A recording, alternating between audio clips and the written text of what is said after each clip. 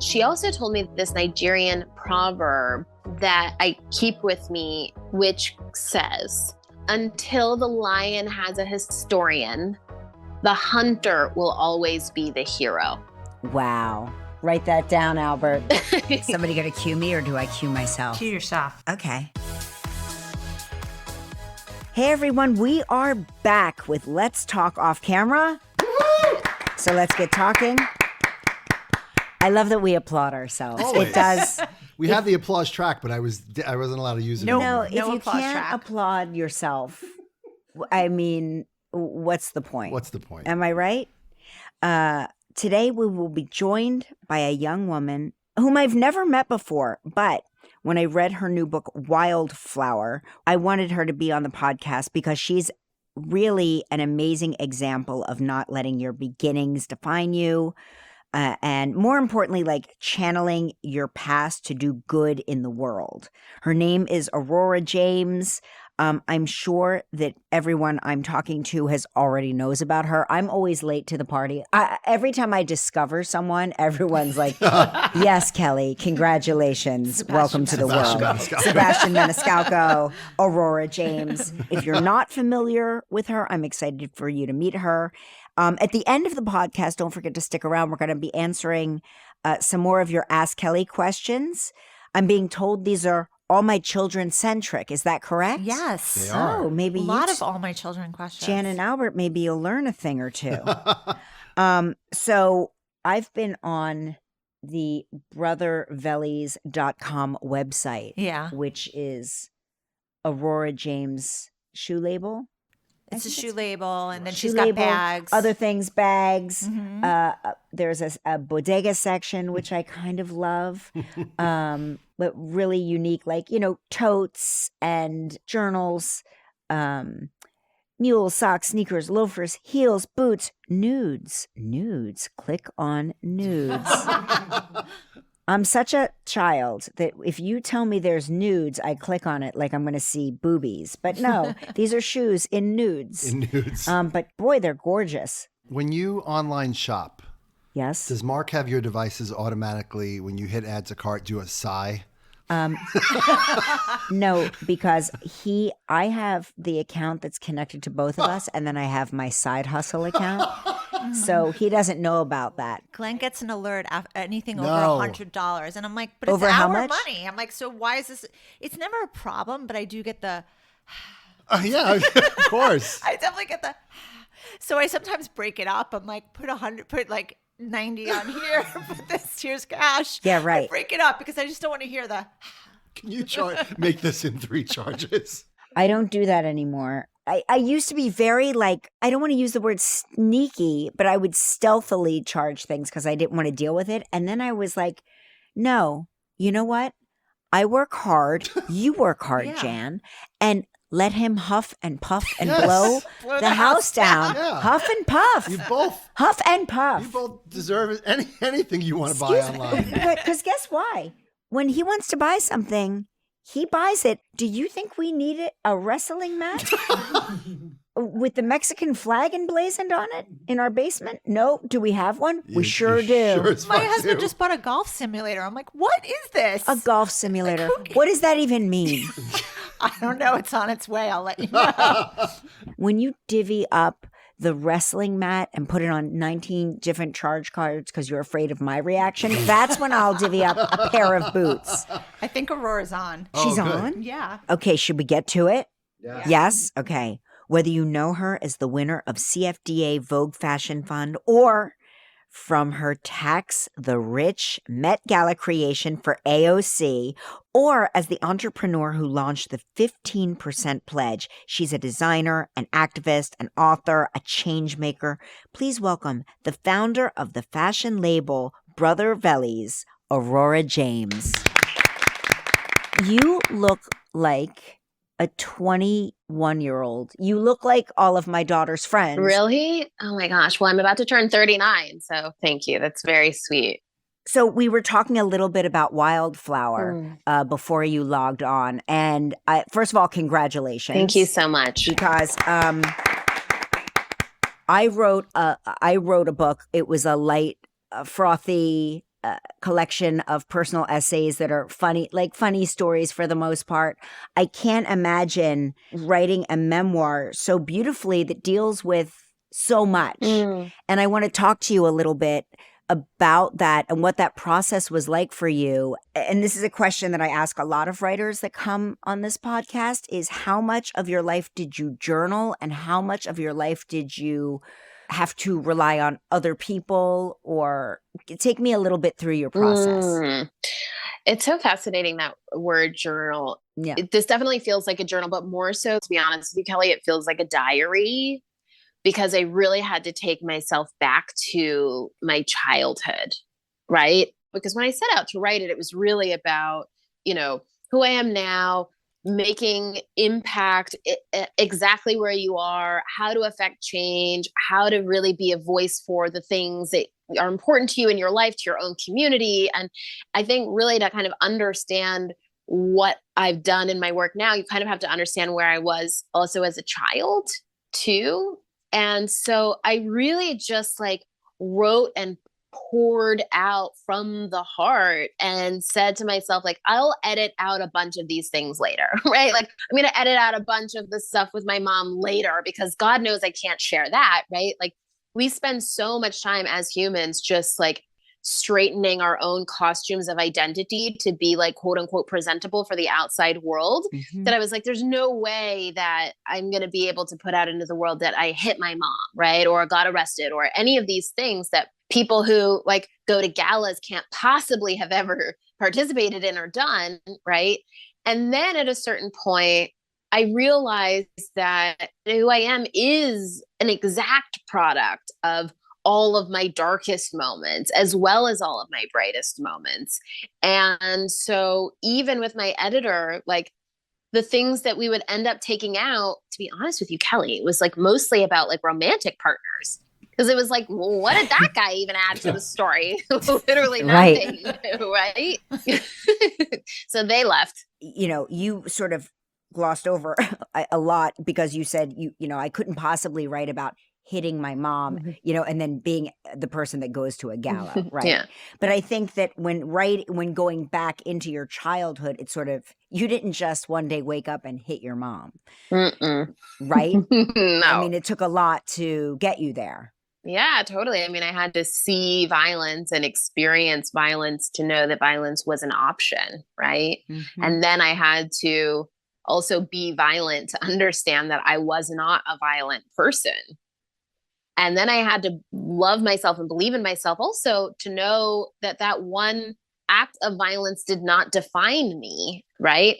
It showcased who I was, in the sense that I had had a bunch of experiences that I had to live and survive through that were violent, but didn't mean that I had to be a product of that then continued to perpetuate that. You know what I mean? So for me, talking and working through all of these things, it's been so fascinating to me, Kelly, because people are some of my closest friends had no idea that I survived, abuse and all of these things. And people were just I don't know how you made it through all of that. And the reality is, Kelly, we've all survived complicated relationships with our mothers. I don't know a single woman out there that hasn't had a complicated relationship with their mother. Yep. Right? What I do know very few of are women who have managed to now create relationships with their mothers on their own terms that are not really dictated by societal standards, because that's a hard thing to do. I think we feel a lot of pressure to have a certain type of relationship with our mothers, our fathers, our siblings, our friends, our partners, right? And I think for me, there's been freedom in redefining some of those in my own terms. And that means that some actually do look quite conventional, but then others don't. And the common denominator is it all feels great to me and is healthy for me right now. The earliest costume a person does put on, particularly one that grows up in a house where there is violence or child abuse of some kind, is a mask of happiness and of a smiley demeanor. And I'm curious, were you an outgoing person in school? I think in the younger years, I was happy. I was like school prefect. Like I was all of these things. And then in high school, I think it just completely unraveled.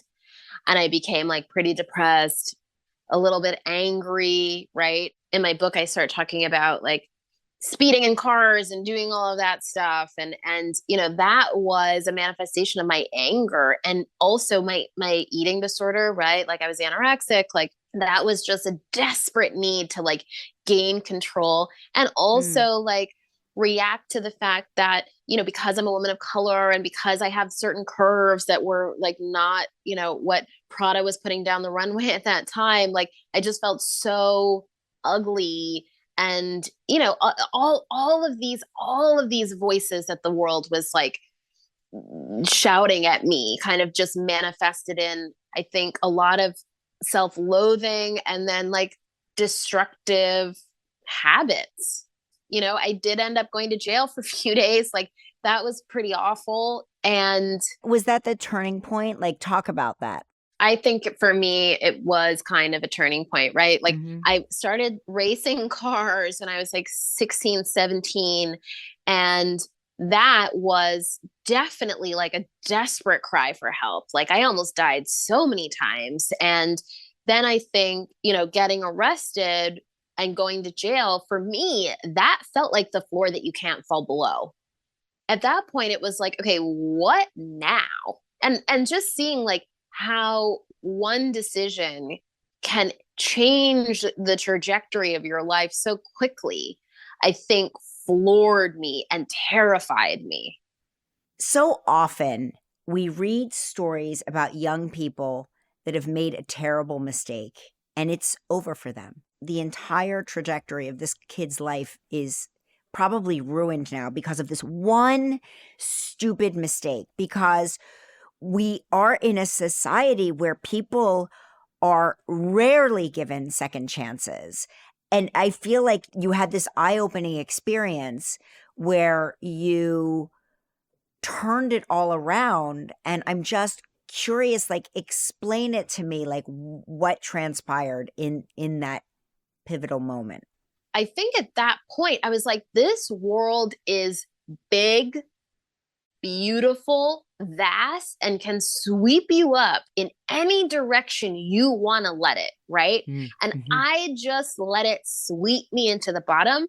And what I need to do is get a hold of what I know that my potential is and let it sweep me into what that potential could be.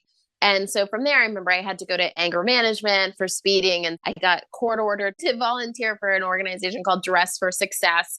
And I was Mm-hmm. literally like going to the Salvation Army and like giving women who are unhoused like makeovers for jobs and like helping talk to them about like, okay, this is what we're going to do. This is how we're feeling. This is how you're looking. Like just like really having that connectivity with other women. The thing with me is that I've always been curious about humans. People talk a lot about my grandmother. They have strong reactions to my grandmother in the book. She was this very traditional white Anglo-Saxon woman who went to church every Sunday and like very casually used the N-word, right? Which like doesn't work out well when you have a Black grandchild.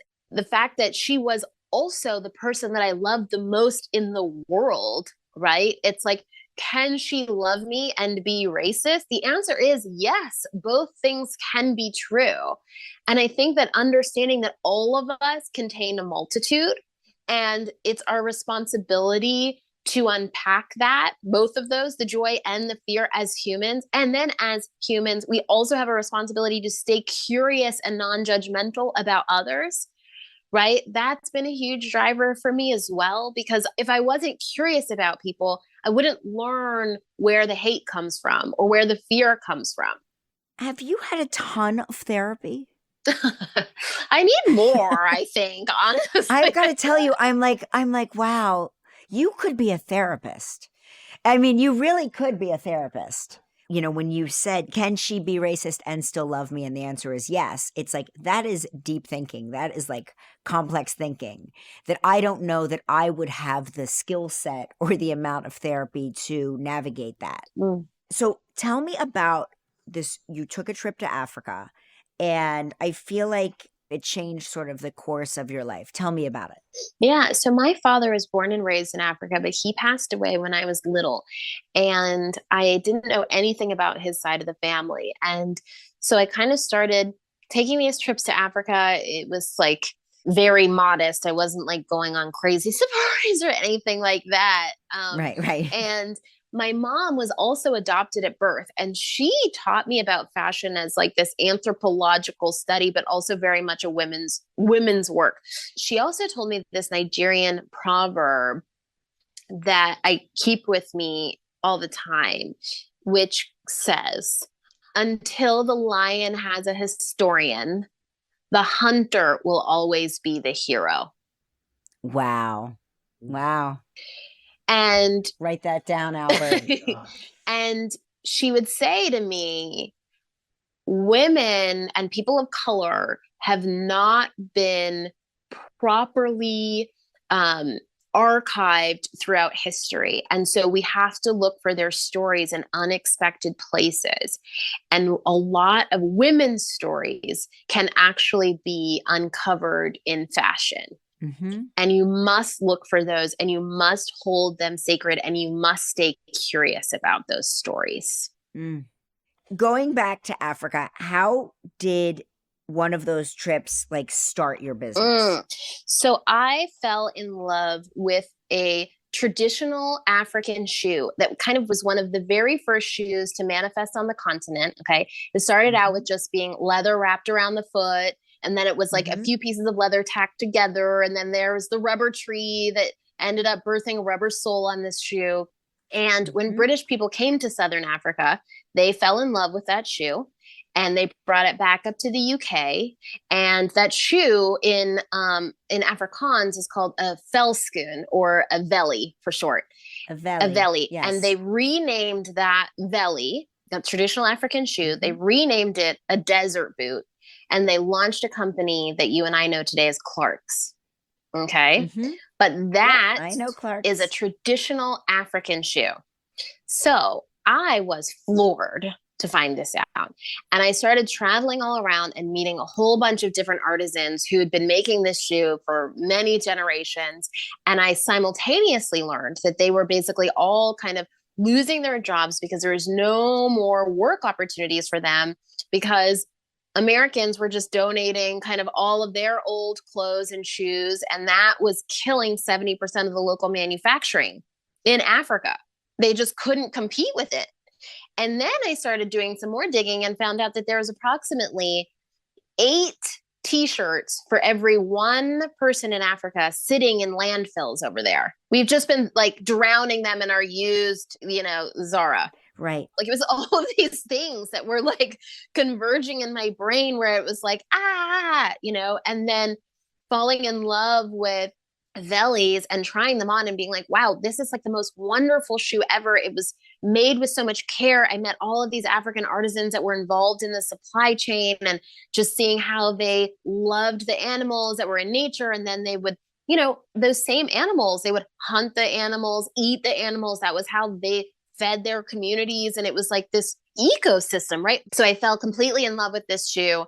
I worked with a bunch of artisans and made a little batch of the shoes. I put my entire life savings into this like first little like batch of shoes. It was, my life savings was $3,500. And I brought that batch of shoes in my suitcase back with me to Manhattan, where I was living at the time. And then there was a flea market kind of thing called the Hester Street Fair in Manhattan's Lower East Side. And I rented a booth there on a Saturday. It was $70, and I brought all my shoes, and that was in 2013. That was how my company was born. That was the birth story of Brother Vellies. And did they just sell out immediately? Were people like floored by these shoes? I mean, I sold 2 pairs, which felt like a win for me because my booth was $70 and the shoes were like $200. But yeah, of course. But I ended up like a couple weeks later, this woman came back and she was like, oh, like I bought your shoes. I give them to my husband. He loves them. Like I want to buy more pairs. And she was asking me more about the story. I was telling her, she was really asking me all these questions, Kelly. I was like, this woman's very nosy, but she kept buying shoes. So I was like, you're my top customer. Anything you want goes. And she was like, can you make a website? And in my mind, I was like, oh my God, this woman and her demands. It's kind of a lot. But I was like, of course, right. And she's like, it was a Saturday. It was like 10 a.m. She's like, can you make it by like Monday night, and I was like maybe. She's like, I really just think you need like an e-commerce. Like you need to make it. Can you make the website and then send me the link on, Monday night or Tuesday night? And I called my friend who was a web designer ish. He like lived in his parents' basement, like playing World of Warcraft. And I was like, listen, Duncan, like I need you to help me make this website. I have $100 and I'll send you a pizza. And he was like, okay, cool. And so we put this website together. I send it to the woman. She doesn't respond. I'm like, dang, like I did what you asked me to do. Right. And I was bummed, but I was like, at least I have a website. Right. And so then that Thursday, she writes me back and she said, thank you so much for putting the website together. You should go get a copy of the New York Times.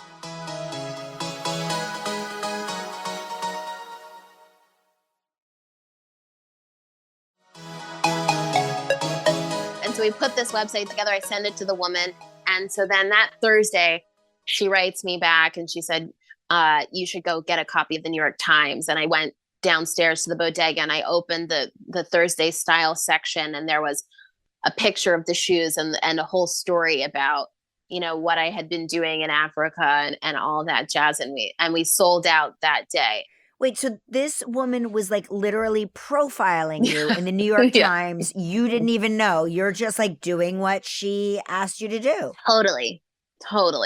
So tell me about the CFDA Vogue Fashion Fund. Uh-huh. You win this award, Mhm. and now, so what? Now you're dealing with Anna Wintour, right? Yes. What is she like? Because I've got to tell you, I find her intimidating, and I've seen her at events, and I will actually like walk in the opposite direction. No, sometimes I put myself in her shoes and I'm like, imagine like everyone feeling that way about you. It's so fascinating. I think like, so my experience of her is that she's like very funny and very thoughtful and very driven. And I think it's so fascinating because so the CFDA Vogue Fashion Fund, for those who don't know, it's like this once a year thing where her and a bunch of other judges like choose like 10 designers to compete.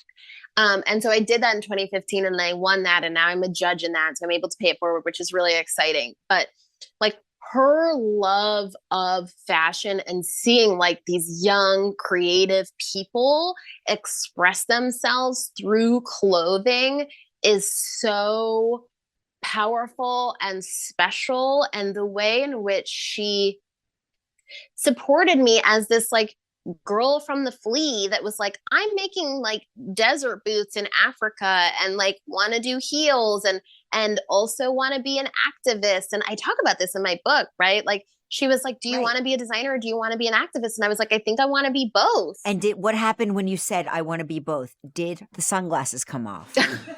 I think that she saw opportunity there, right? And knew how powerful fashion is, right? Because people always want to dismiss it. My boyfriend's like, what did you like? What's fashion? Like stripes, And then he like got to know me a little bit more, got to know the industry a little bit more, got to understand like the amount of impact that we can actually have and the amount of influence that's there, right? Like, of course, yeah, is so, so, so powerful. So, do you have her phone number? Like, can you just like call her? I do, yeah. Yeah. And so is she in your phone? Like, because when I have celebrities, I have like Anderson Cooper's phone number. Like, but if I have like somebody, I would love famous. Anderson Cooper's phone. That to me, like that's our reverse thing. Like to me, I'm like, you have Anderson Cooper, the son of Gloria Vanderbilt's phone number, CNN the Anderson. You know what? You know what? He would love you. Two would love each other. I'm gonna make a play date. I'm gonna put you on text. You would love each other. He's very much like you. He likes to advocate for people who might not necessarily have a voice or be able to find their voice. And you're very similar. But going back to you, I'm thinking back, you're being written up in every magazine. You had orders from every store, and you found yourself still in a financial pickle. You couldn't pay your rent. Like, explain to me how that happens. Yeah. I started the business with $3,500 and I was really self-financed. There's not a lot of people that want to invest in fashion brands, believe it or not, for a lot of different reasons. It's a complicated industry. And I ended up, the business started growing really quickly. And I ended up being like, I think it was like $70,000 short to fill an order for a store, right? And because you have to kind of like pay for everything to be made, especially because I was working in Africa. So we have to pay like really upfront and give all the artisans the money they need to make something. And then it ships to the store. And then the store pays you like 30, 60, or 90 days after they receive that thing. So you really need to have all the money in advance. And so because we were growing so quickly and I was getting all these orders, like we didn't have enough money to fund it. And so there was like a quote unquote mentor of mine, and he had this like finance company and was like, oh, like I'll loan you the money. And I trusted him. So it was kind of the only contract that I never had a lawyer look over. And I signed it, and it was just super predatory. And it ended up taking me years and years and years to get out of it. And that $70,000 loan ended up ballooning to over $1.2 million. God, It's crazy. And I mean, when I just had like an anxiety attack listening to you say that, because that has happened. I've had a couple of friends in the fashion industry where this exact. Oh, really? It's like it's probably the exact same person. I mean, it's fascinating, like how in every industry there's like so many different types of predators, and don't get me wrong, like we definitely have like weird sexual predators in fashion as well. A lot of that has been documented, but yeah, I think that financial predators are a more specific thing, and the way in which I've seen him really go after women too, I think is particularly problematic. And I think the shame that a lot of us carry for not being quote unquote business people or not being numbers girls or whatever is what they hide behind. A lot of these predatory people play the long game. Totally. They see a spark and they see a future, and they will play that friendship long game, and then they will ingratiate themselves in a way, align themselves in a way where they wind up costing you a ton of money. Oh, yeah. Speaking of money, can we talk about your AOC Tax the Rich dress? Yeah. I mean, were you shocked at the attention that dress got? Yes, I was, to be honest with you. People were like, you had to have known. I was like, I didn't know, girl. My job as a designer, right? Whether I'm dressing Solange or Beyonce or whomever, Zendaya, AOC, is to help women feel like the best versions of themselves, right? And to show up authentically as themselves.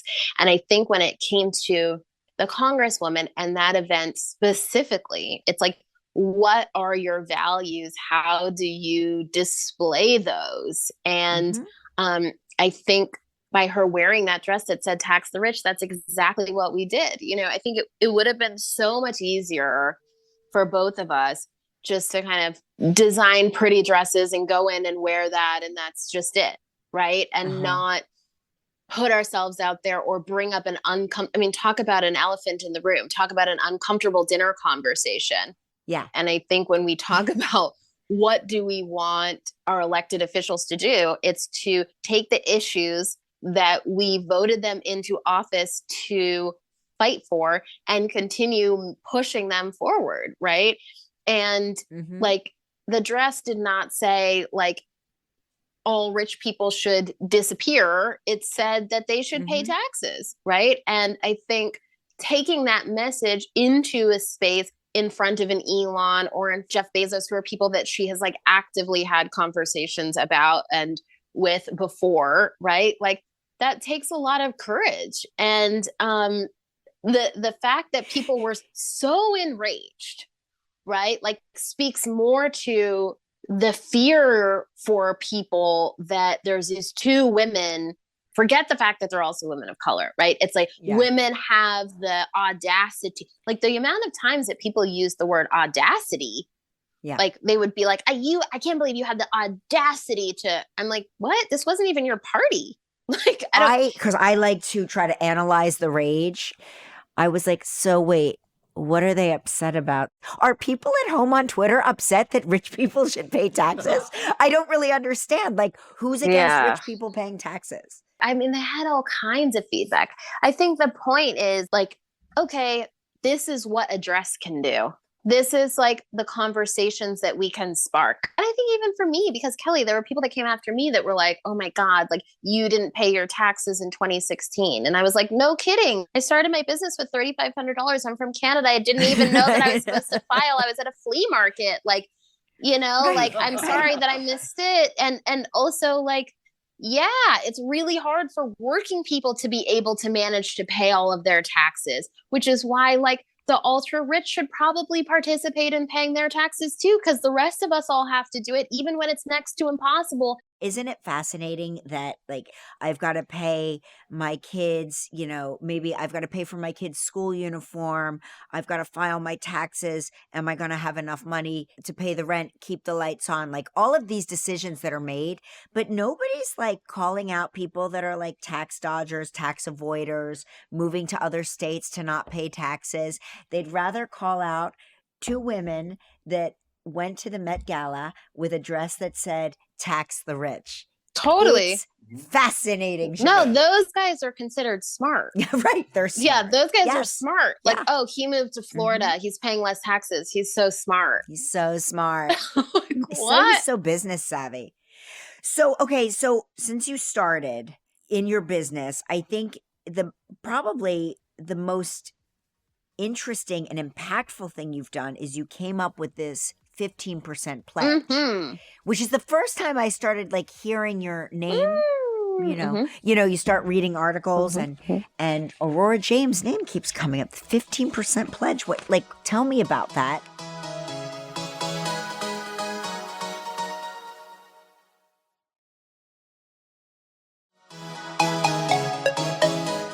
You came up with this 15% pledge. Tell me about that. Sure. And what was the impulse behind it? And how many companies are now a part of it? So in 2020, I think, we all know what was going on, where we were. I was at home in Brooklyn by myself, and George Floyd was murdered. And I started getting a lot of calls and texts from friends and colleagues just saying like, hey, what should I do? I'd love to talk to you. Could you look at this Instagram caption for me before I post it? I want to make sure I'm not saying anything wrong. Like, and I definitely was like that kind of friend, that Black friend that a lot of people called. And I'm happy to be that person. Honestly, I would rather someone ask me than just wonder and worry on their own. And, people were doing all kinds of different things and the usual things like going outside and marching or protesting or any of that just wasn't feeling quite right to me this time around, Kelly. And a friend of mine called me on behalf of a major retailer that Saturday after he was murdered. And they said, their headquarters are based in Minneapolis. George Floyd was murdered in Minneapolis. People are really upset. They're protesting outside and they've already, done a lot. And I'm like, okay, what have they done? And she was like, they donated $10 million to the NAACP. And I was like, oh, okay, like that's cool. Right. I'm like, but, if your friend makes a racist comment, you don't say, oh my God, like Mitch, that was so racist. Like, I need you to make a donation. Right. You say, Mitch, that was so racist. Let's talk about why you're thinking and feeling that way, or why that joke is funny to you and why it might be harmful to other people. Like, let's unpack it. Right. Right. And, if this company is saying that they're anti-racist, like the donation is not what's going to do it. And by the way, Black people spend more than $10 million at any given day at that store. So while that number seems like it's a lot, relatively, it's probably not that much. Right. And so she was getting a little frustrated with me and she was like, well, they really love Black people. And I'm like, oh, that's interesting. Like, what does that mean? Like, tell me what it means for a company to love Black people. Cause I actually never really even thought about that, Right. And she's like, well, they carry like a bunch of Black owned products. And I was like, okay, like, what is that? She's like, I don't know, like a couple hair care products. And I was like, okay, like, I don't know that means that they love Black people. I think that means that they probably, want to stock products that they can sell to Black people. but I was really fascinated by all the data that was coming in. Because 90% of Black-owned businesses did not get access to the first round of PPP money. 44% of Black-owned businesses were projected to close, which was more than double the national average. And I was just seeing that the Black community and Black entrepreneurs were being disproportionately impacted because of the pandemic. And so I said to her, she was like, well, what would you want them to do? Because she was so frustrated with me. And I was like, listen, I believe that in order to fight racism and any other kind of injustice, people should do the thing that they do best in service of the communities that have been historically excluded. And she's like, well, what the hell does that mean in this situation? And I'm like, listen, that retailer is very good at selling products. Black people are almost 15% of the population. They should commit 15% of their shelf space to buying Black-owned products. And there was like a silence on the phone. And It's because it suddenly made sense. Oh. to me, but to her, Kelly, Yeah. she was like, they're Yeah. never going to do that. To me, that sounds like a very reasonable idea. I mean, that's what I thought. And so we got off the phone quickly and I sat down for an hour and I really thought about it. I grabbed my phone, I went into the note section and just started letting my brain kind of flow into the note section of my phone. I think that's where most of our brilliant ideas live, honestly, in the note section of our iPhones. 100%. Yep. 100%. And I just thought about the impact it would have on the American economic landscape if major retailers started committing to stocking Black products at that level. And I wrote it all out and within that hour, I just screenshot it and I posted it to my Instagram and I tagged a bunch of retailers that I thought should commit to the idea of what I was calling the 15% pledge. And what is the outcome of Okay, that? so that was a Saturday. So I stayed up overnight on Sunday with my web designer and made another website and launched a petition on Monday at noon. By I think Tuesday, we had like 100,000 signatures. On Wednesday, I started registering it to be a nonprofit. By Thursday, like CNN and New York Times were calling. And by day 10, Sephora became the first major corporation to commit to the 15% pledge. Wow, Sephora. Sephora was the first gosh. one. Okay. And it has now Okay. officially been 3 years. So since then, we've had 29 of the largest retailers across the country commit with multi-year contracts to the 15% pledge. Everyone signs a contract. Nordstrom, for example, is a 10-year contract. So every quarter Wow. we sit with them, we audit their progress, we make recommendations to them of Black-owned businesses that should go onto their shelves. And through all of those contracts, Kelly, we are now in the process of reallocating over 12 billion, that's billion with a B, dollars of annual revenue to Black-owned businesses all across the country. It is incredible. It's like so awesome. I still like pinch myself every day because the idea that you can launch something, an idea into the world on social media and end up in a situation where we've put over 650 Black-owned brands onto the shelves of retailers all across this country. You know, Sephora looks like a completely different store now. And so when you go to the 15% pledge website, does that feature all of the stores that are participating? Yeah, all the stores are there. And it's like Sephora, it's Ulta Beauty, it's Macy's, it's Nordstrom, it's Gap, it's like everyone. You know, it's Madewell, it's J. Crew, and the big one. You have all the big ones. yeah, we have the big all ones. the big ones. There's a few that we're missing. We're missing Target and Walmart. So we really want Target and Walmart to take the pledge. But like just the amount of impact that we've been able to drive, like I was meeting with this girl the other day. We put her through, after Sephora took the pledge, they pivoted their accelerator program to focus on Black female founders. And so there was a few women that went through that program that I've stayed really closely in touch with. And one of them, you know, was just launching her brand and she went onto the shelves of Sephora about a year ago. She's now one of the top 5 fastest growing skincare brands at Sephora. She just closed her Series A fundraising round at $100 million valuation, and she's 26 years old. That's incredible. What's the name of her company? Her company is called Topicals. Topicals. There's another woman named Danessa Myricks that has like the most incredible makeup products. She's going viral and selling out on TikTok every single day. She had been doing this for years and years and years and years and years and years and just needed a shot. And that's what's so amazing about this, Kelly. Like, I was talking to someone who was very critical when I first started the pledge, and they were like, I don't think that we should be giving shelf space just to Black people. We need to be giving shelf space to the best products only. And to be honest with you, Kelly, I agree. What we need to realize is we have not been giving shelf space to the best businesses. We've never even cast nets wide enough to find them. Because historically, if you're a retailer, it's just like, okay, what's the new L'Oreal product? Let's take that. What's the new Nabisco product? Let's take that. You're not giving chance or opportunity to some of like our homegrown heroes, whether they're Black or Hispanic or white or women or whatever, right? And we can all agree, everyone in this country can agree, that small business is a heart and soul of America, right? 100%. And so getting retailers to invest more into small businesses across this country is a win for all of us. Listeners out there, if you are affiliated with Walmart or Target, we all think you need to take this 15% pledge. Yes. I think it will enhance your business. I think that I speak for all of us, certainly in this room, and Aurora James, who is sitting in her, I think, at-home office, looking chic.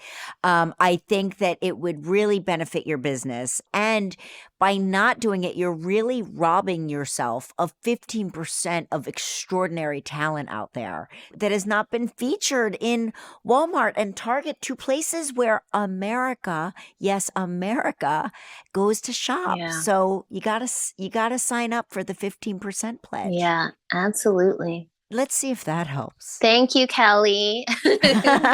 You are really a gem. You're a gem, and I'm so thrilled to have you on our podcast. Thank you for spending so much time with us. And don't forget to pick up a copy of Aurora's book, Wildflower. Aurora, thank you so much for joining Kelly, us. thank you Appreciate so it. much for having me. It was such a pleasure talking to you. You're a very, very, very special light in the world. As are you. Bye. Bye-bye.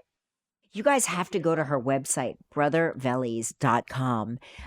If you're at home, they're really gorgeous. Just gorgeous. Jan, also these the brandy boots in caramel. Cha-ching, Glenn. You'll notice it on the credit card when it Dear comes in Glenn. over at $100. All right, we've got a couple of Ask Kellys. It's time for Ask Kelly! All My Children edition. That was inspired. Okay, so from Michelle Winterswan. Aside from meeting Mark, did you love being on All My Children? You know, it was really like a family. We spent, when I tell you 14, 16 hours a day together every day, 5 days a week, sometimes on the weekends, because they would send us out to like various appearances. So it really became my family. I mean, these people were my family. Did I love the hours? No. But I loved everything else about it. I just wish that it wasn't nowadays I hear they shoot the soaps completely differently than they did it back in our day. So I hear it's less oppressive hours wise, but at the time it was a lot of work. And you were doing double duty at some of it. Yeah, I was working at Live and working at All My Children. That from was Jennifer torture. Lee, what All My Children storylines were you most proud of being a part of? Oh gosh. God, it's hard to remember because when you're cranking out that much material, it's hard to remember. I just think All My Children was really, Agnes Nixon was at the forefront of everything. She tackled interracial marriages. She tackled homosexuality. She tackled abortion. I was just really proud to work there because All My Children was at the forefront of every topic that nobody would cover until they dipped their toe in, so all of them, but I can't really recall any one specific thing that I was like, oh, I'm so proud that I'm a part of this, because my character was kind of a disaster and a hot mess. Like other characters were usually cleaning up my character's mess. All right, so from Sharon Valashanas, I'm a huge fan of yours since the All My Children days. Other than Mark, what actors did you most enjoy doing scenes with? Dondre Whitfield, who played Terrence, and Sherry Headley. We would get into so much trouble because we could not keep a straight face, so they would separate us. I mean, we were like children being put in punishment. If you two aren't good, we're not going to let you have storylines together. Dondre and I went to, our characters went to prom together. That was our big, we went to prom. So we like have all of these crazy prom photos. Was that your first? No, you did go to prom. I forgot. I went to prom in real life, but it was TV prom was way better. TV prom was way better. Okay, we'll have more Ask Kelly's next time. Mimi, yes, Mimi, yeah. Okay. You guys say goodbye. Oh, that's right. It's so funny. I keep forgetting to sign out because I just feel like you guys should leave. If you read my book, by the way, it's a great Livewire Long-Winded Short Stories. All you really need to know about me is just read the epilogue. The epilogue tells you everything you need to know about me. I always want you to leave first. I feel comfortable. I feel uncomfortable saying goodbye. I'm not good with goodbyes, so I just want you to walk away. Okay, so then everybody should listen to Let's Talk Off Camera with Kelly Ripa wherever you get your podcasts. And Kelly will talk to you next week off camera. Bye. Thanks, Jan.